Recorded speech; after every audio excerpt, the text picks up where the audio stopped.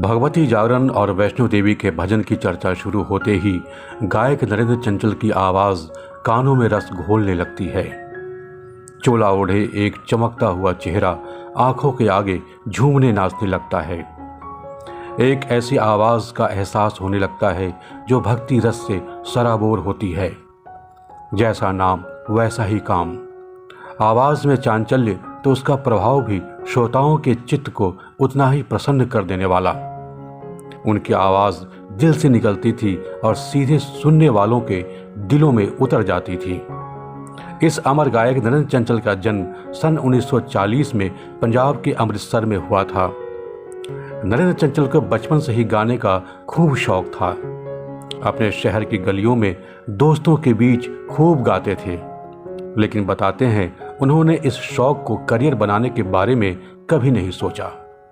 घर वालों को भी नरेंद्र चंचल का गाना बिल्कुल पसंद नहीं था, लेकिन जिसे भविष्य में नामी गायक बनना था, भला उसे कौन रोक सकता था।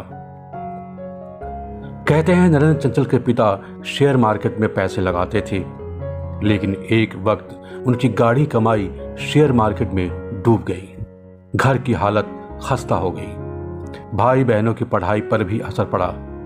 ऐसे मुश्किल दौर में नरेंद्र चंचल ने शहरों में होने वाले अनेक फंक्शन में गाना शुरू कर दिया। आवाज़ का जादू जल्द सुनने वालों के सिर पर चढ़कर बोलने लगा। उन्हें अनेक शादी समारोहों में भी बुलाया जाने लगा। उनकी ख्याति बढ़ने लगी, कमाई भी होने लगी। घर की माली हालत सुधरी।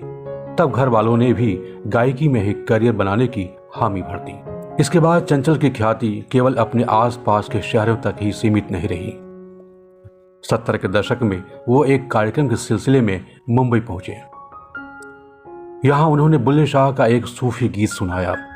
चकित करने वाला वाकया यह है कि बुल्ले शाह की वो पंक्तियां उन्हें उस पेपर पर लिखी मिली थी जिस पेपर पर खाने के लिए उन्होंने दुकान से पकौड़े लिए थे। उस कार्यक्रम में चंचल ने उन्हीं पंक्तियों को अपने सुर में गाया था। संयोगवश उस कार्यक्रम में मशहूर फिल्म निर्माता, निर्देशक और अभिनेता राज कपूर भी मौजूद थे। चंचल की आवाज़ में वह गीत सुनकर राज कपूर एकदम दीवाने हो गए। संगीत के शौकीन राज कपूर वाह वाह कर उठे। बुल्ले शाह की वो पंक्तियां उन्हें बहुत पसंद आई। संजोग से राज कपूर उस वक्त बॉबी फिल्म बना रहे थे। अपने फिल्म के लिए उन्हें एक सूफियाना आवाज की सख्त दरकार थी। चंचल को सुनने के बाद राज कपूर को लगा कि उनकी तलाश पूरी हो गई। उन्होंने नरेंद्र चंचल को गले लगाकर बधाई दी और अपनी फिल्म में गाने के लिए कहा। बॉबी फिल्म के उस गीत ने नरेंद्र चंचल की जिंदगी बदल दी। वह गाना था, बेशक मंदिर मस्जिद तोड़ो बुल्ले शाह, पर प्यार भरा दिल कभी न तोड़ो, इसमें दिलबर रहता है। चंचल ने इस गाने से आसमान से भी ऊंची बुलंदियों को छू लिया। उन्हें फिल्म फेयर अवार्ड से नवाजा गया। इसके बाद मनोज कुमार ने रोटी कपड़ा और मकान में महंगाई को लेकर सरकार पर तंज कसता हुआ एक गीत उन्हें गाने का ऑफर दिया। इस गीत को वर्मा मलिक ने लिखा था, महंगाई मार गई। करीब आधा दर्जन गायकों ने इसमें हिस्सा लिया था और प्रेम नाथ को उन्होंने आवाज दी थी, शक्कर में ये आटे की मिलाई मार गई, पाउडर वाले दूध की मलाई मार गई। यह गाना भी काफी मशहूर हुआ और नरेंद्र चंचल की आवाज को लोगों ने खूब सराहा। इसके बाद सन 1983 में चंचल की लोकप्रियता का दूसरा दौर आता है। इस साल सुपरस्टार राजेश खन्ना की फिल्म अवतार रिलीज होती है। इसमें राजेश खन्ना भी कमबैक करते हैं और चंचल भी। गाना था, चलो बुलावा आया है, माता ने बुलाया है। राजेश खन्ना ने अवतार की बेमिसाल कामयाबी का श्रेय इसी गाने को दिया था और चंचल को बधाई भी दी थी। यह गीत आज भी दशहरा और नवरात्रों के मौके पर खूब धूमधाम से बजाया जाता है।